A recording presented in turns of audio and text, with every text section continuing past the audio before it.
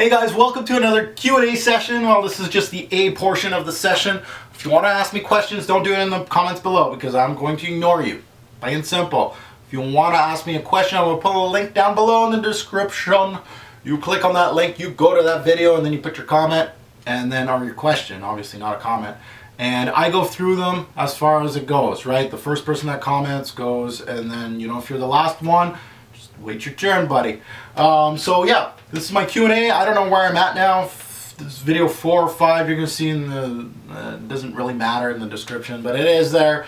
So I'm going to answer a few questions. So let's take a look at them. This is from a longtime subscriber. This name, I know you. I know you. You've been around. Wags Bass.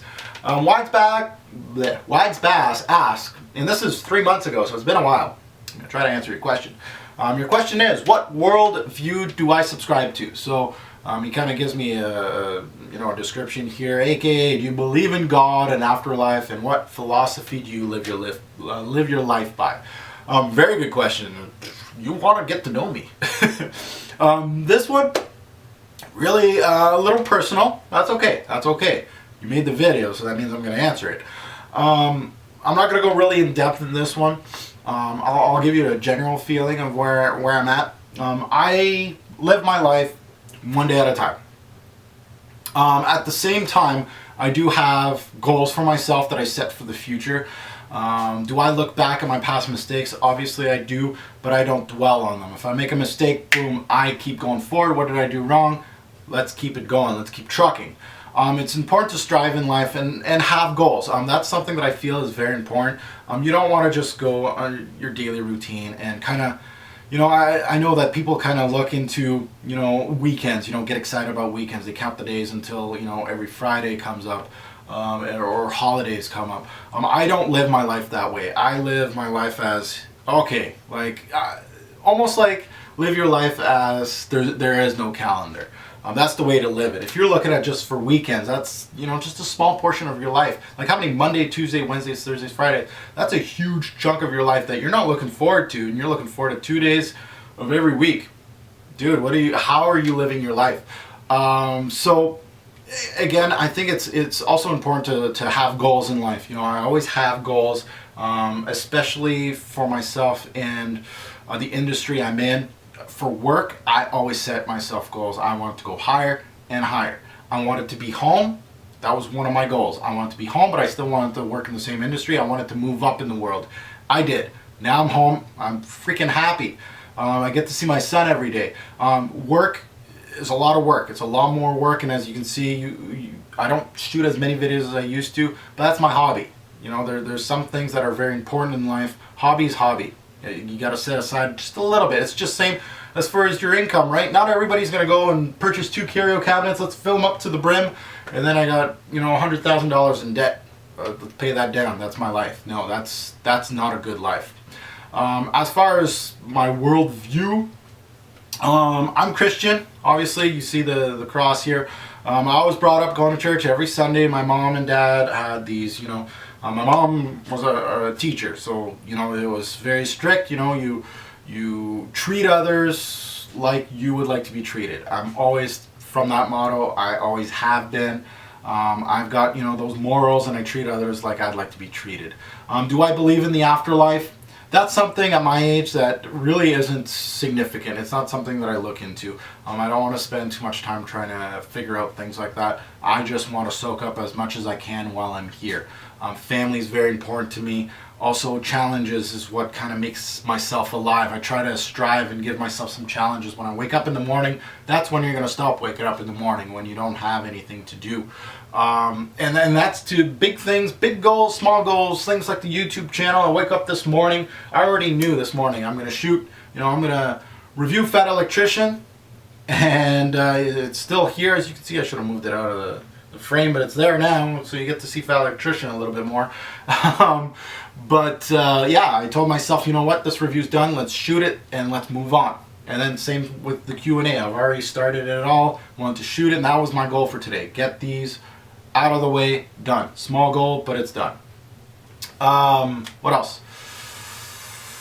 Yeah, That's basically it. I just want to work on myself, and I want to be the best I can be every day. So that's basically my worldview. Hopefully that answers your question, buddy. And always a loyal subscriber. Big fan. I'm happy. Great. Next. The name BCNSL62309. Sweet name. Bunch of questions, 2 or 3. Let's go with number 1. Have you ever made your own fragrance? If so, what was it? If not, any particular reason why? So let's start with number 1. I've never completed a fragrance per se. Never. I've never been at that stage. Honestly, I don't have the time to really focus on it. Again, it's on that, that goal of mine. It's just on the back burner. Producing my own line at the moment is not something that I have in my timeline. I was playing around with one scent. A lot of you that are fans on my Facebook group probably noticed that I was trying to complete one scent on the Robes 08 fragrance line. I called it Beaver Tail, and Beaver Tail is like a cinnamon pastry here in Canada. And if I ever made a line, I'd like to have like a Canadian-like line, which would only really focus on things that I've seen, smelled, heard, tasted, things like that. And this one, Beaver Tail, is definitely Canadian. Go look it up if you don't know what a beaver tail is. The pastry, obviously, not just an actual beaver tail. The fragrance itself, obviously, is a gourmand. This Canadian treat, or my fragrance that I was going to call beaver tail, included the notes, of course, heavy on the cinnamon. I wanted to put honey in it. I went with maple syrup. I needed some sort of sweetness in it. Maple syrup. It had a hay note. Vanilla extract, kind of giving it a boozy feel. Vanilla extract does that. Coffee, tonka bean, and white musk. That was kind of what I was playing around with. At the stage I was at, this is, again, noses out there, people that do watch my videos and have constructed fragrances know that this is an extremely hard thing to do, and things won't work as you would expect. My idea of beaver tail really did not throw itself in the juice. It just really needed a lot more tweaking. So it didn't really work out, and it needed a lot more attention, and that juice is long sailed away. The idea is still there. Somebody might jack it, don't jack it, but that's my idea. Second question. Do I have any personal relationships with any parfumiers, so meaning friends or just emailing back and forth? And I got the answer right here. I just kind of wrote it down. There is a handful of noses in the game that I consider friends. I won't divulge the names just in case, those connections in the fragrance industry do not want to be divulged. As far as the friendship goes, friendship's not good enough that I don't have a job yet in the fragrance industry. I'm still waiting on that, but yeah. So answering yes. Next, your question. What scents in your collection right now do you feel have the biggest impact on your current taste in fragrance? I think the biggest impact, and I'm going back when I first started on YouTube, the biggest impact was the House of Amouage for me. I can go currently, but right now Amouage really darkened my taste. It really changed my nose. I was a huge gourmand, a lover. As far as designers go, you guys know what I liked, that I still like. And I really have, my taste is very much all over the place. You guys know this. But once I discovered Amouage, I went full on complexity, darkness. Give me some spices, give me incense. The darker, the weirder, the better. Amouage kind of gave me that. Once I smelt the depth of those fragrances, the complexity, and it clicked. Again, when you smell those fragrances, sometimes it doesn't click. It clicked. Then I was just hooked. I was just like, okay, let's go into the Nassau Mato house. Let's go into the motels. And that's where that really started. So anyway, that's the gist of that. I have the paperwork for the other questions. I'm just gonna do this in one video instead of just cutting it. Next question is from Guliam Ali. Hi Mark, what's the top 3 fragrances your significant other likes on you? And what's the 3 worst fragrances she does not like on you, but you like? My wife loves, so she likes all the designer stuff, guys. Boss Bottled Homme by Yves Saint Laurent, Le Male, of course. Really loves the simple stuff. She hates anything crazy or really off-putting. Things like Black Afghano, many of my amouages, she's not a spice person. Oud, she's not a fan of that. Really anything that's good. What's the top 3 fragrances I like on her and that she also likes?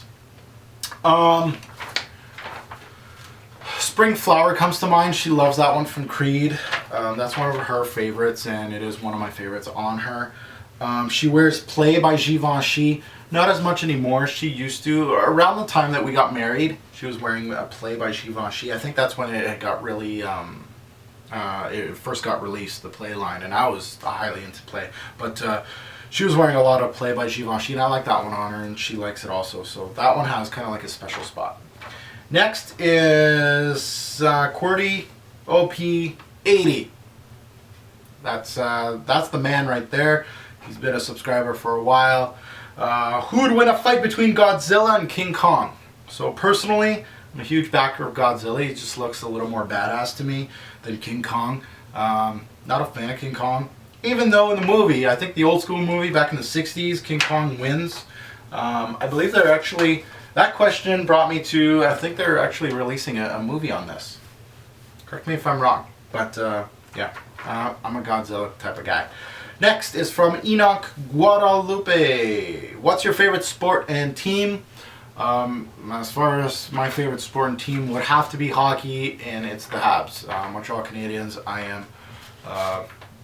The story behind that is I was on, I was a little boy and I was on my grandpa's lap and we were watching the Habs games in French. It just started from there. From what I remember, watching the Habs on Channel 7 in French as usual, and watching them by myself at home. I used to just be a huge Habs fan. I was a huge Patrick Roy fan back in the 90s. That's where it all started for me. From what I recollect, I used to watch Habs games all the time. So huge Habs fan from then on. Favorite TV show of all time? Anybody that knows me knows that I don't watch TV that much. Myself completing a series of television is a feat on itself. I think I finished like 5 series ever in my lifetime. Seinfeld, Dexter, Lost, Entourage, and I'm close to finishing The Office. So that's me with television. Again, not huge. So it would be between probably Dexter and Entourage as my favorite. Seinfeld used to be my favorite. That show was hilarious. What's my #1 dislike fragrance of all time? I hated wearing, there's like crappy fragrances that just disappoint me. I'm just like, this is shit. But fragrances that actually not make you physically ill, but really just don't, no, I can't smell it. Chypre Rouge by Serge Lutens. Definitely one that was just not going to happen on my skin. Next is from Huzz Hot. And this I get quite a bit. Well, not quite a bit. I get a few subscribers that always ask me this. Have you been born in Canada? Yes, I'm born in Canada. I'm Canadian. If not, where? What nationality are you, or which roots do you have? Dude, I'm Canadian. I'm from Canada. My parents were born and raised in Canada. If I look back, grandparents, Canada.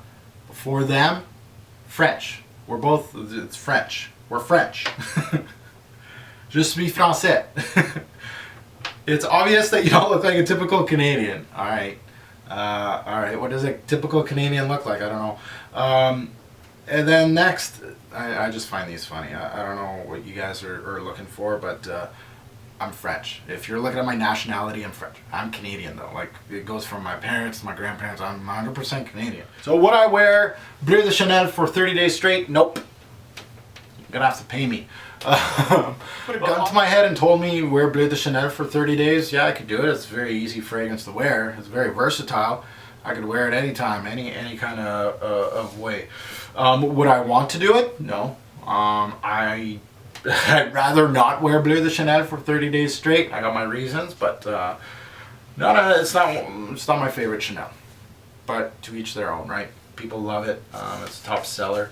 I prefer other fragrances. So that goes to those questions. Again, if you have questions for me, do not comment below. Comment to the link in the description. I'd like to hear from you guys. Just comment below and say hi. Thanks for watching, guys. Hopefully you enjoyed this Q&A session. Have a good one.